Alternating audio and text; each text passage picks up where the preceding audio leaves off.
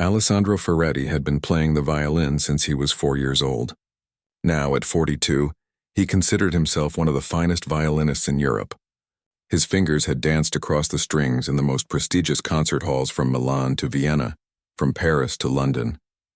Critics called his performances flawless and divine. He'd won awards, recorded albums, and taught master classes to students who hung on his every word. So when the invitation arrived to perform at Mexico City's International Classical Music Festival, Alessandro barely glanced at it before accepting.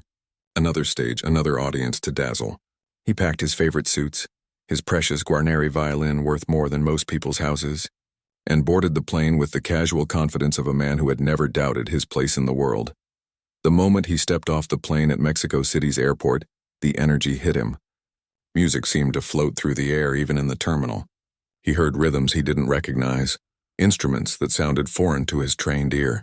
Alessandro pulled his violin case closer and hurried toward the waiting car. This wasn't his kind of music. Not refined, not sophisticated, just noise. The festival organizers had arranged for him to stay at a beautiful hotel near the historic center. That evening, they'd invited all the visiting musicians to a welcome reception at the Palacio de Bellas Artes, the grand palace of fine arts that dominated the city's skyline with its stunning Art Nouveau architecture. Alessandro dressed carefully in an expensive Italian suit, fixed his graying hair just so, and made his way to the event. The reception hall glowed with warm light from crystal chandeliers. Waiters moved smoothly through the crowd, carrying trays of champagne and delicate appetizers. Alessandro accepted a glass and surveyed the room. He recognized a few faces from the international classical music circuit, but most of the guests were Mexican musicians, arts patrons, and cultural figures he'd never met. Within minutes, a small crowd had gathered around him. Word had spread that the famous Alessandro Ferretti was in attendance. People wanted to shake his hand, tell him how much they admired his recordings, ask him about his techniques.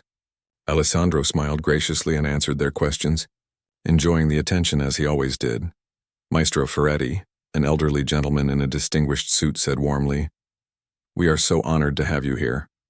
Mexico has such a rich musical tradition.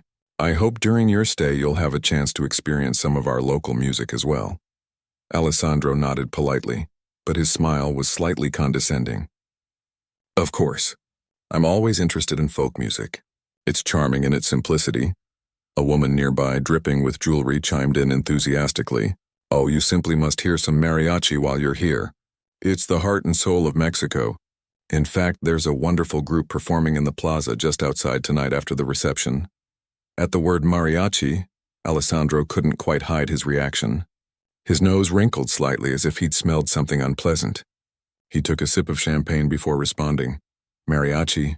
He let out a small laugh that wasn't quite kind. "Ah yes, the street music. Very entertaining for tourists, I'm sure." The elderly gentleman's smile faltered. "Actually, mariachi is considered a significant art form here. It's been recognized by UNESCO as an intangible cultural heritage of humanity." Alessandro waved his hand dismissively, warming to his subject now. He'd had 2 glasses of champagne on an empty stomach, and the wine was loosening his tongue. "Please, let's not confuse entertainment with art. I mean no disrespect, but there's a reason why the great composers wrote symphonies and concertos, not folk songs. Mariachi is fine for what it is, but it's lowly music. Simple. It lacks the complexity, the sophistication, the technical demands of real classical music." A hush had fallen over the small group around him. People exchanged uncomfortable glances. The festival's director, a nervous man named Miguel, stepped forward with a strained smile. "Maestro Ferretti, I think perhaps the time difference is catching up with you. Let me introduce you to some of the other visiting artists." But Alessandro was on a roll now, oblivious to the tension crackling through the air. No, I'm quite serious. Look, I understand that every culture has its folk traditions, and that's lovely. But let's be honest. Playing in a mariachi band doesn't require years at a conservatory. It doesn't demand the discipline, the theory, the countless hours of practice that real musicianship requires. It's just people playing by ear, wearing those ridiculous costumes, making noise for tips. Someone in the group audibly gasped. Miguel looked like he might faint.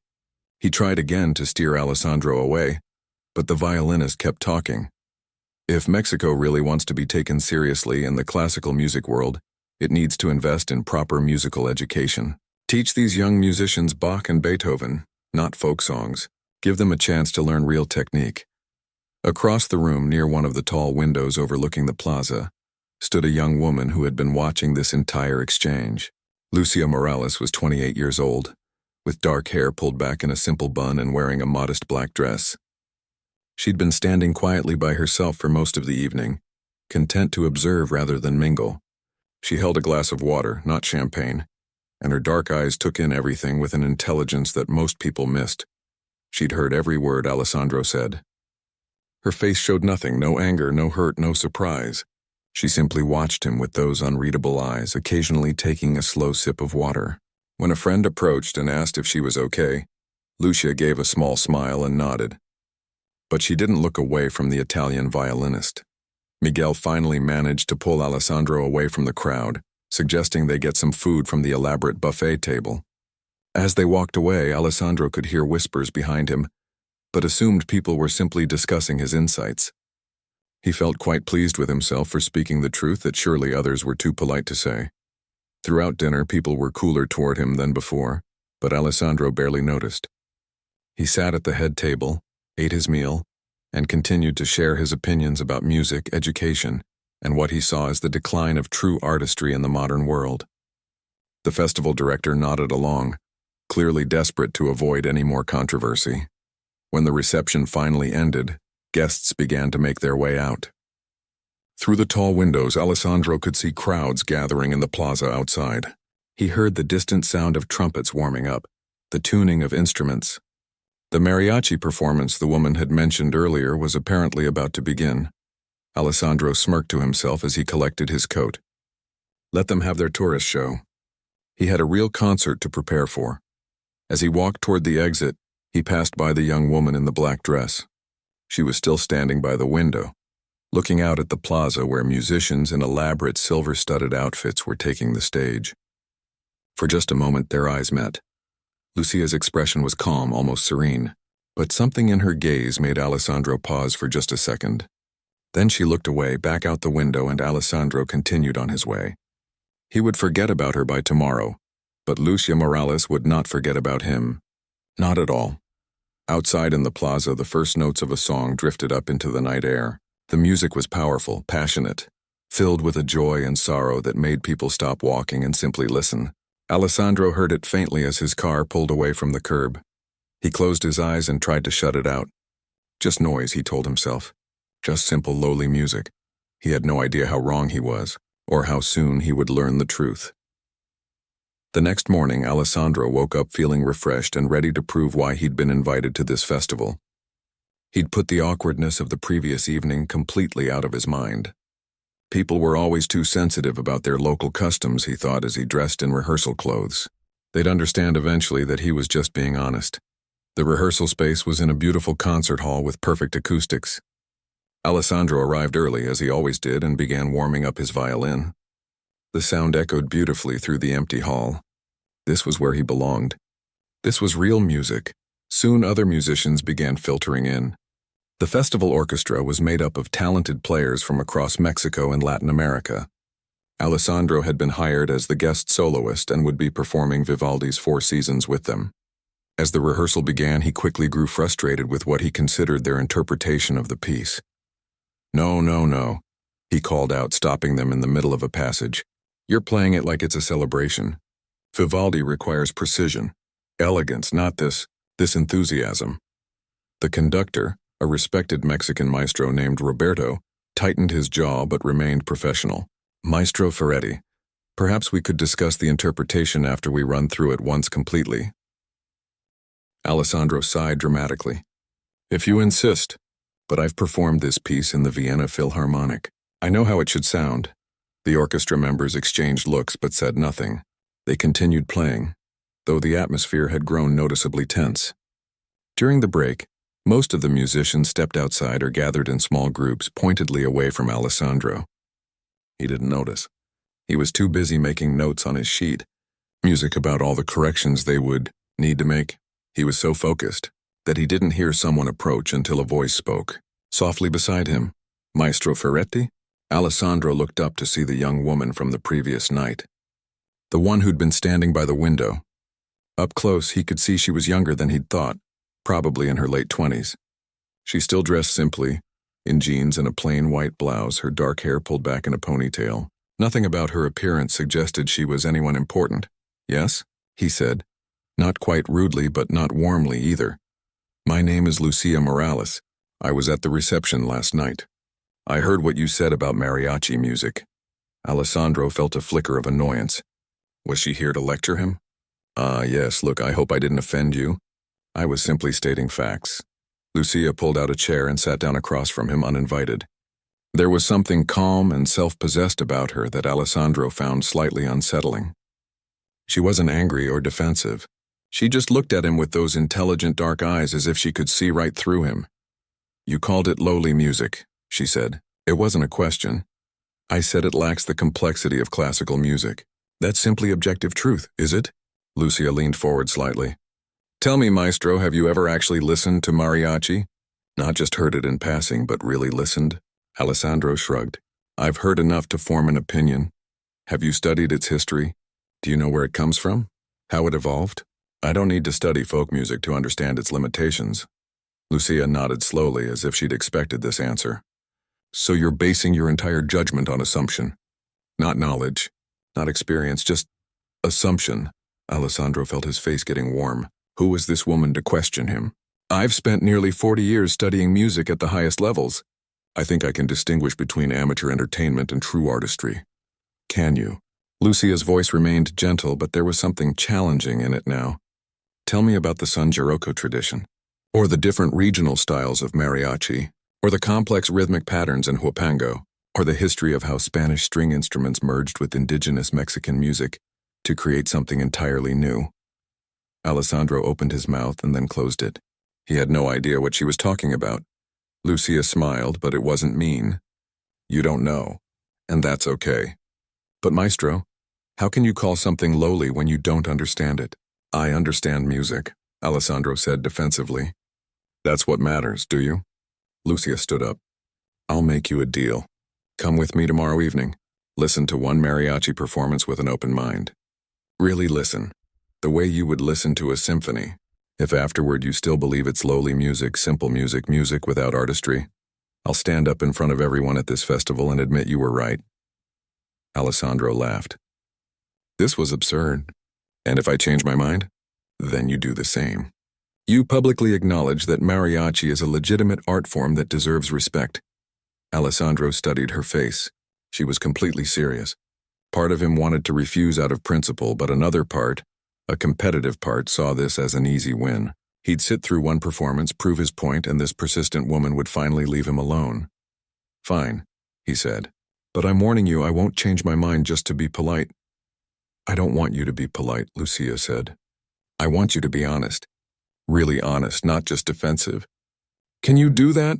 Alessandro felt a strange flutter of uncertainty. Something about the way she looked at him made him feel like a student being tested by a master teacher. He pushed the feeling away, of course. "When and where?" "Tomorrow evening at sunset. Plaza Garibaldi. And bring your violin." "My violin? Why would I need my violin?" Lucia was already walking away. She looked back over her shoulder. "You'll see. Oh, and Maestro? Don't dress too formally. You'll stand out." Before Alessandro could respond, she was gone, disappearing through the rehearsal hall doors. He sat there, confused and slightly irritated. What had he just agreed to? And why did he need to bring his violin to some tourist plaza? The rest of the rehearsal didn't go much better. Alessandro kept making corrections, and the orchestra kept playing with what he considered too much feeling and not enough discipline. By the end, even Roberto looked exhausted. "Maestro Ferretti," the conductor said carefully as they wrapped up. "Perhaps tomorrow we could approach the music with fresh ears. Sometimes when we insist too much on one interpretation, we close ourselves off to other possibilities." Alessandro wanted to argue, but he was tired. "We'll see," was all he said. That evening in his hotel room, Alessandro couldn't stop thinking about the strange conversation with Lucia. He Googled Plaza Garibaldi and found it was famous for mariachi music.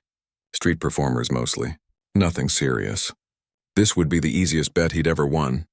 Still, something nagged at him.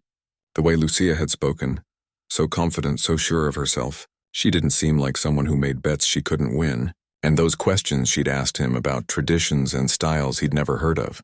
For just a moment, Alessandro wondered if maybe, possibly, he didn't know as much as he thought he did. Then he shook his head. Nonsense. He was Alessandro Ferretti. He'd performed in the greatest concert halls in the world. Some local musician wasn't going to teach him anything about music. He set his alarm for the next day and went to bed. Tomorrow evening, he'd prove his point once and for all. Then maybe everyone would stop being so sensitive and accept the truth about real music versus folk entertainment. As he drifted off to sleep, he could have sworn he heard mariachi music drifting up from somewhere in the city. The sound of trumpets and violins mixing together in a way that was somehow both joyful and heartbreaking. Alessandro pulled the pillow over his head. Tomorrow couldn't come soon enough. He'd win this silly bet, and then maybe people would finally listen to what he had to say. Alessandro spent the entire next day feeling distracted. During his morning rehearsal, his mind kept wandering to the evening ahead. He told himself it was just because he wanted to get this ridiculous bet over with, but truthfully, he felt nervous in a way he hadn't felt in years. He couldn't quite explain why. By late afternoon, he was standing in his hotel room trying to decide what to wear. Lucia had said not to dress formally, but Alessandro had packed mostly concert attire. Finally, he settled on dark slacks and a button-down shirt, still more formal than necessary, but the most casual he could manage. He picked up his violin case, feeling foolish for bringing it to some street performance, and headed out. The taxi dropped him at Plaza Garibaldi just as the sun was beginning to set, painting the sky in shades of orange and pink. Alessandro stepped out of the car and immediately felt overwhelmed. The plaza was alive with energy. Music poured from every direction. Multiple mariachi groups were scattered around the square, some performing on small stages, others standing in circles playing for gathered crowds. Families sat at outdoor restaurant tables eating dinner. Children ran between the groups laughing. The smell of grilled meat and spices filled the air. Alessandro clutched his violin case tighter and looked around, feeling completely out of place in this chaos. Where was Lucia? How was he supposed to find her in this crowd? Then he saw her and his breath caught. Lucia was walking toward him through the plaza, but she looked nothing like the simple, casually dressed woman he'd met at rehearsal. She wore a traditional traje de charro, the formal mariachi outfit, but the women's version with a long, fitted jacket and skirt.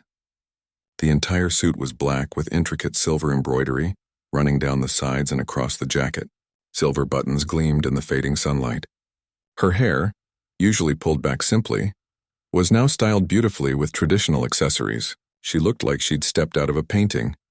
"Maestro Ferretti," she said, smiling at his obvious surprise. "Thank you for coming." Alessandro found his voice. You're a performer," among other things. Lucia gestured for him to follow her. "Come, my group is about to start." She led him through the crowded plaza, greeting people as they passed.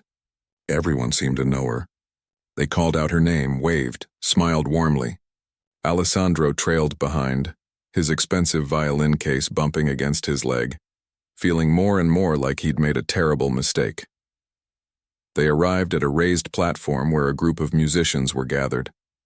There were 2 trumpets, a guitar, a vihuela, a guitarron, and 3 violins. The musicians were all dressed in similar elaborate outfits, their instruments gleaming. They greeted Lucia with obvious affection and respect. "Everyone," Lucia said. "This is Maestro Alessandro Ferretti. He's visiting from Italy." The musicians nodded politely. Alessandro noticed they didn't seem particularly impressed by his title or reputation.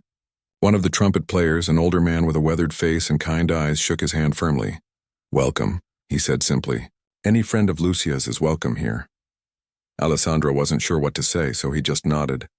Lucia pointed to a chair that had been set up just off to the side of the stage. "Sit there," she said. "You'll have the best view and sound. And Maestro, really listen. Not with your prejudices, not with your assumptions. Listen with your heart." Before he could respond, she turned and took her place with the group. She picked up one of the violins and tucked it under her chin with a familiarity that surprised Alessandro. The way she held it, the way her fingers found their positions, it was clear this wasn't some hobby. This was someone who knew their instrument intimately, The group began without any announcement or fanfare. The guitar-on player started with a deep rhythmic bass line that Alessandro could feel in his chest. Then the guitar and viola joined in, creating a rich harmonic foundation that was far more complex than Alessandro had expected. The trumpets came in next, bright and clear, playing in perfect harmony. And then Lucia began to play. Alessandro leaned forward in his chair, stunned. Her technique was flawless. The way she drew the bow across the strings, the way her fingers danced across the fingerboard. It showed years of serious training, but it was more than just technique. The sound she created was different from classical violin, warmer somehow, more emotional. The notes seemed to sing and cry and laugh all at once. The song was called La Llorona, though Alessandro didn't know that. He just knew that it was beautiful and heartbreaking. The melody twisted and turned in unexpected ways. The rhythm shifted subtly, keeping him off balance in a way that somehow felt intentional and artistic. The harmonies between the instruments were intricate, each part fitting together like pieces of a puzzle he hadn't known existed. But what really struck Alessandro was the emotion. Every note carried weight. You could hear stories in the music, pain and joy and longing all mixed together. It wasn't just about hitting the right notes at the right time. It was about pouring your soul into every phrase. The crowd that had gathered around the stage was completely silent, listening with reverence. When the song ended, the applause was thunderous. People whistled and cheered. Some wiped tears from their eyes. The group launched immediately into another song, this one faster and more joyful. Alessandro watched in amazement as the trumpet players executed runs that would have challenged any classical brass player. The string players moved together with perfect timing, their bows lifting and falling in sync. And Lucia, she was transformed when she played. Her whole body moved with the music, swaying, tapping her foot, completely lost in the performance. They played song after song. Fast ones that made people want to dance, slow ones that brought lumps to throats, complex instrumental pieces that showed off every musician's individual skill while never losing the unity of the group. Alessandro found himself completely absorbed, his critical mind slowly going quiet. He started to notice things he'd never paid attention to before. The way the guitar and players' bass lines weren't simple at all, but rather created sophisticated harmonic movements that anchored everything. The way the trumpet players used specific techniques to bend notes and create emotional effects that classical trumpet rarely attempted. The way Lucia's violin work required her to switch instantly between lyrical passages and rapid-fire runs, between delicate quiet moments and powerful declarations. This wasn't simple music. This wasn't music for tourists. This was serious artistry. During a brief pause between songs, one of the other violinists leaned over to Alessandro and spoke quietly. "You look surprised. Friend?" Alessandro nodded, still processing everything he was hearing. "I didn't know. I didn't understand." The violinist smiled. "Most people don't. They hear us playing in plazas and restaurants and they think we're just entertainment. They don't see the years of practice, the deep knowledge of tradition, the skill it takes to make this music live and breathe." "How long have you been playing?" 35 years. I started when I was 6, learned from my father, who learned from his father. But I also studied at the conservatory. Many of us did. You can't play mariachi at this level without serious training." Alessandro felt something crumbling inside him. Every assumption he'd made, every dismissive comment, every condescending thought, it was all wrong. Completely wrong. The group started their next song, and Alessandro recognized the opening melody. It was a piece he'd heard in the distance from his hotel window, the one that had annoyed him. But now, hearing it live, watching these musicians pour their hearts into every note, it was entirely different. It was magnificent. He looked up at Lucia. She was watching him while she played, and their eyes met. She didn't smile or grin in triumph. She just held his gaze for a moment, asking a silent question. "Do you understand now?" Alessandro felt his throat tighten. He did understand. Finally, after 40 years of thinking he knew everything about music, he was learning that he knew nothing at all. Not really. He'd mastered one tradition, one style, one way of creating beauty.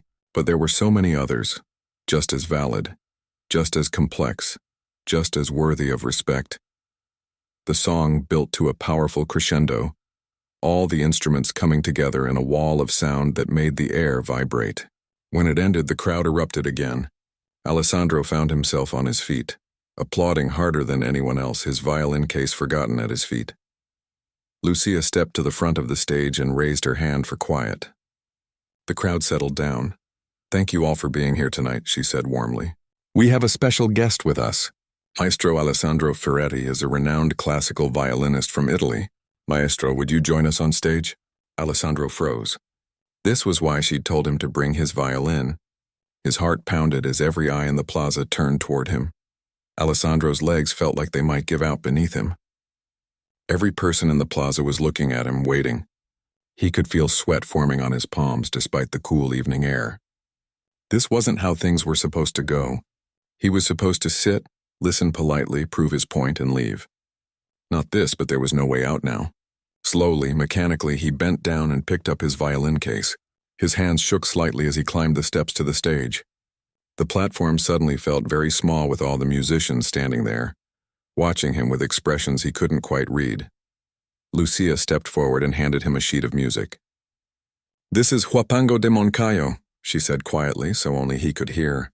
"It's a classical piece composed by José Pablo Moncayo, inspired by traditional Huapango rhythms. It's a bridge between your world and ours. I thought it would be a good place to start." Alessandro looked down at the sheet music. The notes seemed to swim before his eyes. He'd never seen music written quite like this.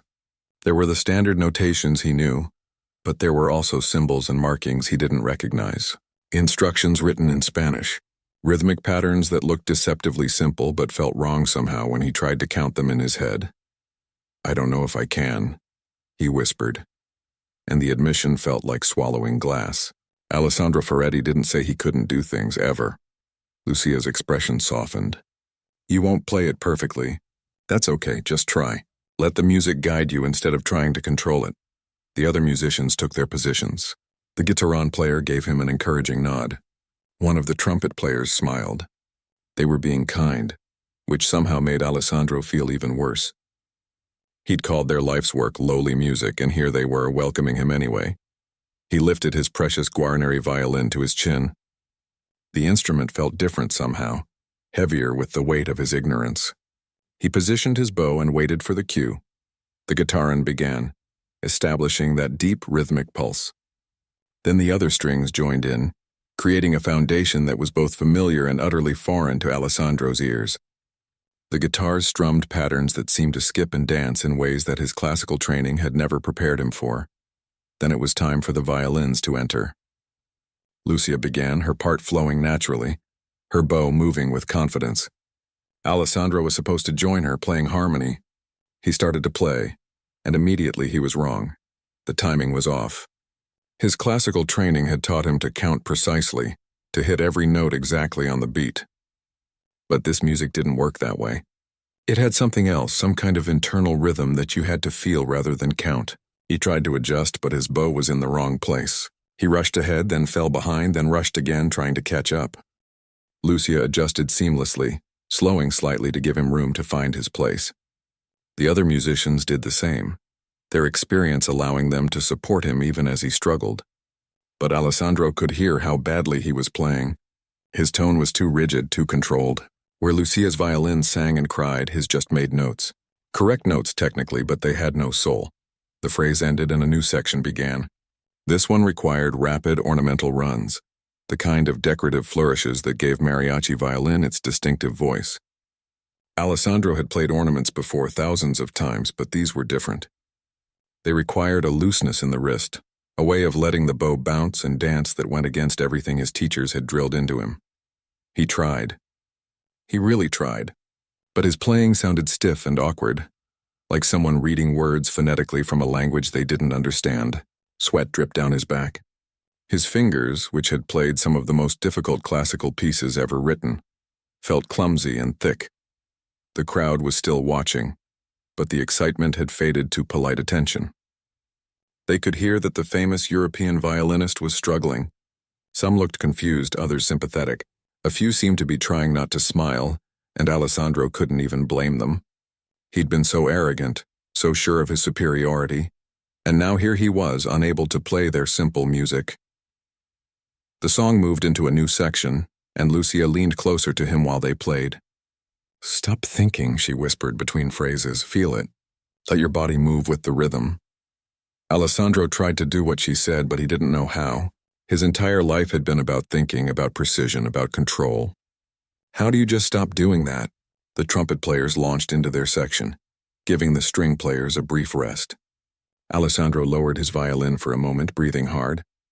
The trumpeter who'd welcomed him earlier caught his eye and winked, not mockingly but with understanding. As if to say, it's okay, we've all been there. When the violins came back in, something shifted in Alessandro. Maybe it was exhaustion, or maybe it was finally letting go of his ego. But he stopped trying so hard to get it right. He watched Lucia's body, the way she swayed slightly with the music, the way her foot tapped the rhythm. He tried to copy her movements, not her notes, and slowly, very slowly, he started to feel it, that internal pulse, that undercurrent that held everything together.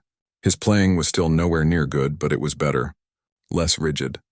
The notes started to flow instead of march. Lucia smiled without looking at him, feeling the change. She began to improvise slightly, adding embellishments to her melody. Alessandro couldn't follow those additions, but he held his simpler line more confidently now. The other musicians seemed to sense the shift too, playing with more energy, supporting him, showing him through their own performance how the music was supposed to feel.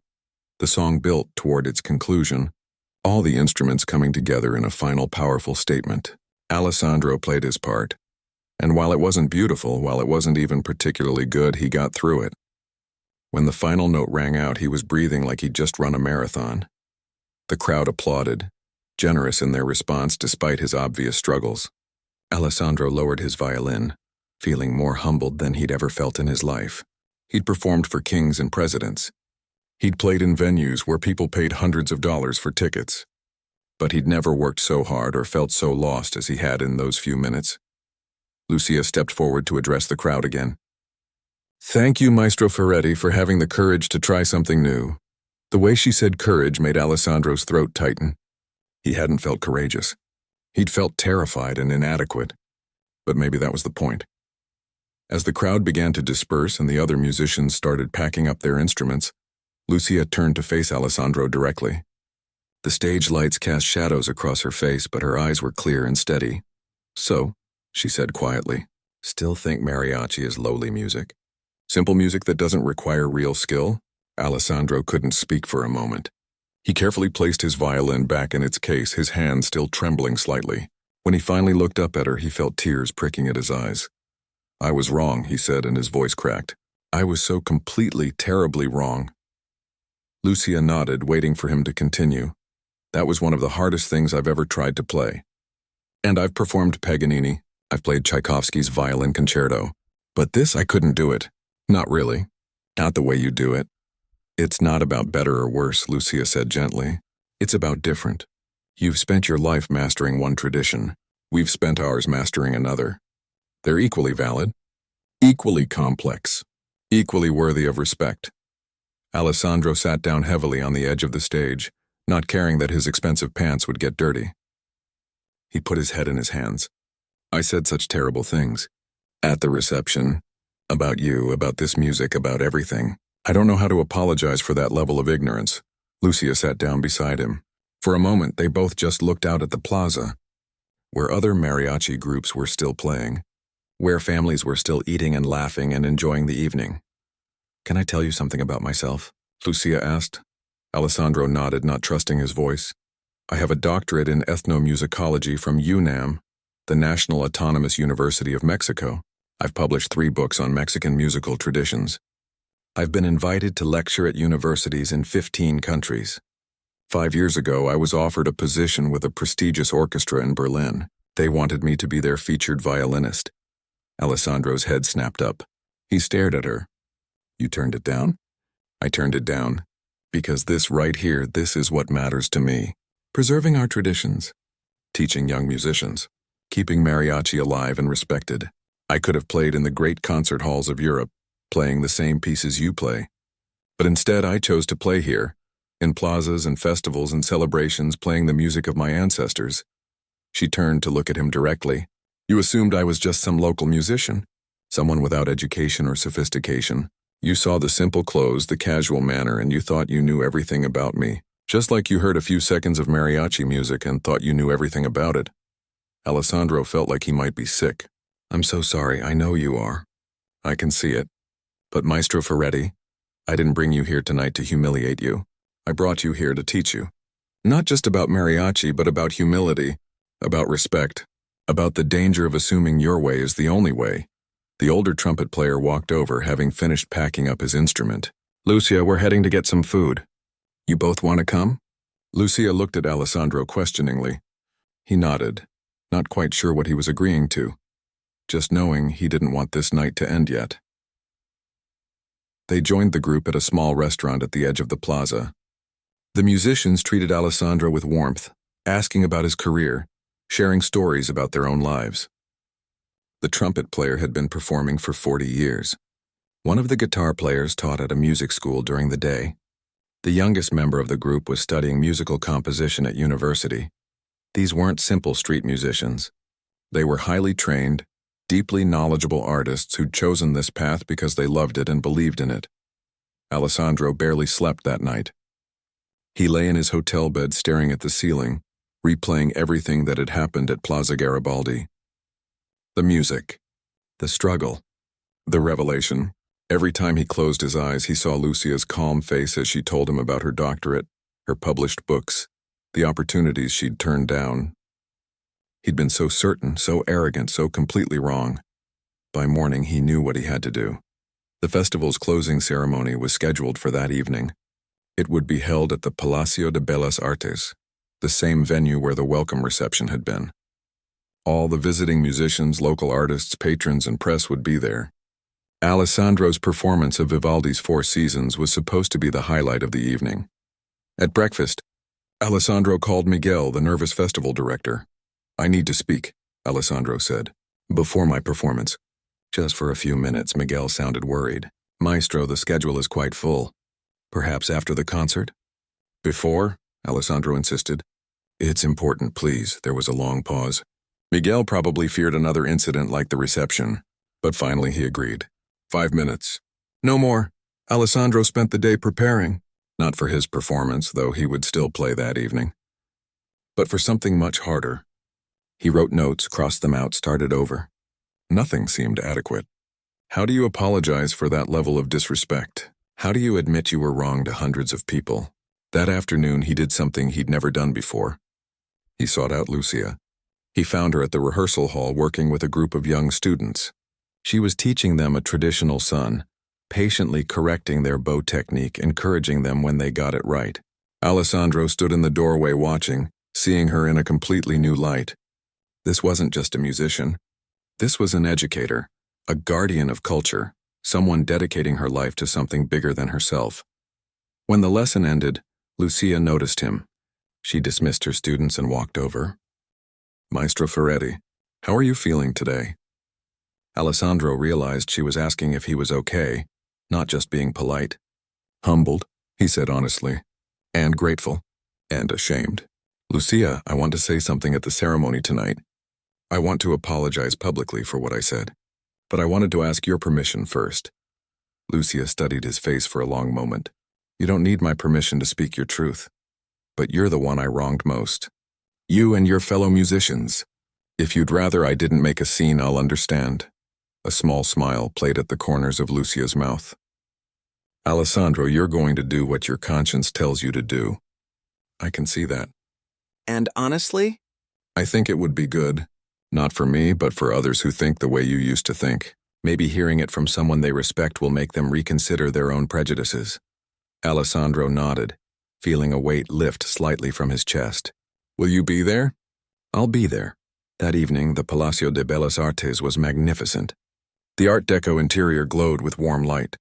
The audience filled the seats dressed in formal attire, programs in hand. Alessandro stood backstage in his concert suit, violin in hand, watching through a gap in the curtains as people found their seats. He spotted the elderly gentleman from the reception, the one who'd tried to tell him about Mariachi being recognized by UNESCO. He saw the woman with the jewelry who'd invited him to hear the plaza performance. He saw members of the orchestra he'd criticized during rehearsals. And there in the third row sat Lucia, wearing an elegant dark dress, her hair up, looking every bit the accomplished scholar she was. Miguel appeared beside him, checking his watch nervously. "Maestro, you have 5 minutes. Please, nothing controversial." Alessandro almost smiled. It was definitely going to be controversial. The festival president finished her opening remarks and introduced the evening's program. Then she paused, looking slightly confused at a note someone handed her. "We have a brief change to the program," she announced. "Maestro Alessandro Ferretti has requested a moment to address the audience before his performance." Alessandro walked onto the stage. The applause was polite but reserved. He could feel the tension in the room. People remembered his comments from the reception. They were wondering what he might say now. He stood at the microphone, his violin case set carefully to the side. For a moment, he just looked out at all those faces. Then he began. 4 days ago, I stood in this beautiful building and said some terrible things. I called mariachi music lowly. I said it was simple, that it lacked sophistication, that it was just noise for tourists. I suggested that Mexico should focus on teaching real music instead. The audience was completely silent. Alessandro could see people shifting uncomfortably in their seats. I said these things with absolute confidence. The confidence of someone who has spent 40 years studying classical music at the highest levels. I believed I knew what real music was, what real artistry required. I was certain of my superiority. He paused, gripping the microphone stand. I was wrong. Completely, utterly, embarrassingly wrong. A murmur went through the crowd. Alessandro saw Lucia in her seat watching him steadily. 2 nights ago, a young woman challenged me. She asked me to actually listen to mariachi with an open mind.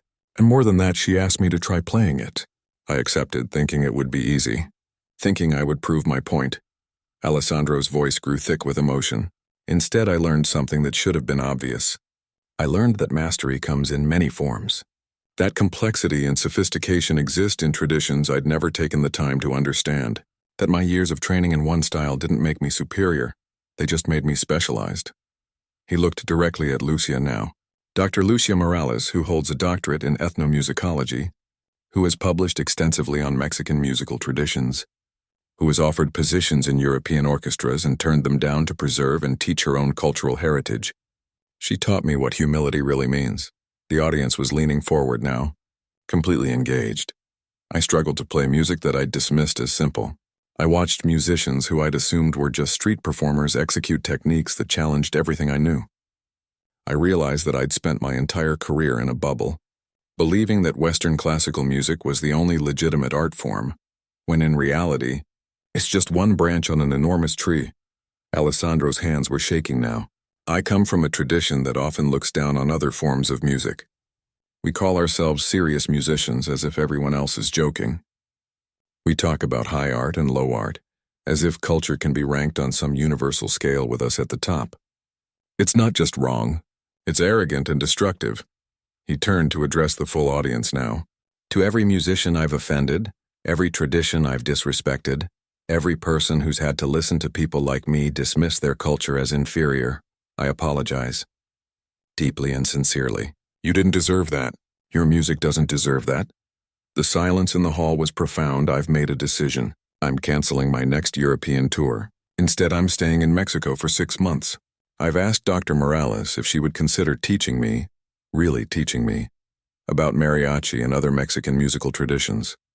Not so I can master them, because 6 months isn't nearly enough for that, but so I can begin to understand them, so I can be a student again instead of always assuming I'm the master. Alessandro picked up his violin case. Tonight I'm honored to perform Vivaldi for you. It's what I know. It's what I do well. But after tonight I'm putting aside what I know to learn what I don't know, and I encourage every musician in this room, no matter what tradition you come from, to do the same. Be curious, be humble, be willing to be wrong. He stepped back from the microphone. For a heartbeat, the audience sat in stunned silence. Then someone started clapping. It was the elderly gentleman from the reception. Then someone else joined in. Then another. Within seconds, the entire audience was on their feet applauding. Not the polite applause of formal concerts, but real, emotional, thunderous appreciation. Alessandro looked at Lucia. She was standing too, clapping with tears in her eyes. She nodded at him, a gesture of respect between equals. 3 months later, Alessandro stood on a small stage in a town square outside Mexico City. It was the Day of the Dead celebration, and the square was decorated with marigolds and papel picado, the colorful cut paper banners. Families had set up altars with photos of deceased loved ones, candles, and offerings of food. Alessandro wore a simple version of the traje de charro, not as elaborate as what Lucia and the other experienced musicians wore, but respectable. His violin was tucked under his chin. Beside him stood Lucia and the rest of Mariachi Alma de Mexico. His playing had improved dramatically in 3 months, though he still had years to go before he'd truly master this style. But something more important had changed. The way he approached music, the way he listened, the way he understood what it meant to create art. It was all different now. They began to play Cielito Lindo, one of the most beloved Mexican songs. The crowd sang along, their voices mixing with the instruments. Alessandro's part was simple, supporting harmonies mostly, but he played with feeling. He let the music move through him instead of trying to control it. A little girl, maybe 6 years old, danced in front of the stage with her grandmother. The old woman's eyes were closed, tears streaming down her face, obviously thinking of someone she'd lost. The music was giving her a moment of connection, of remembrance, of peace. This, Alessandro thought as he played, this is what music is really for, not to prove you're better than someone else, not to show off your technical skills, but to connect people, to tell stories, to heal and celebrate and remember. He caught Lucia's eye as they played. She smiled at him and he smiled back. Not the smile of a teacher to a student, but the smile of one musician to another. 2 different traditions, 2 different paths, meeting in a moment of shared beauty. Alessandro had traveled the world playing in the greatest concert halls. He'd received standing ovations from the most sophisticated audiences. He'd been called a master, a genius, a virtuoso. But here, in a small town square in Mexico, playing music he'd once called lowly, surrounded by musicians he'd once dismissed, connecting with people whose culture he'd once disrespected. Alessandro Ferretti finally understood what it meant to truly make music, and for the first time in his life, he felt like he was exactly where he belonged.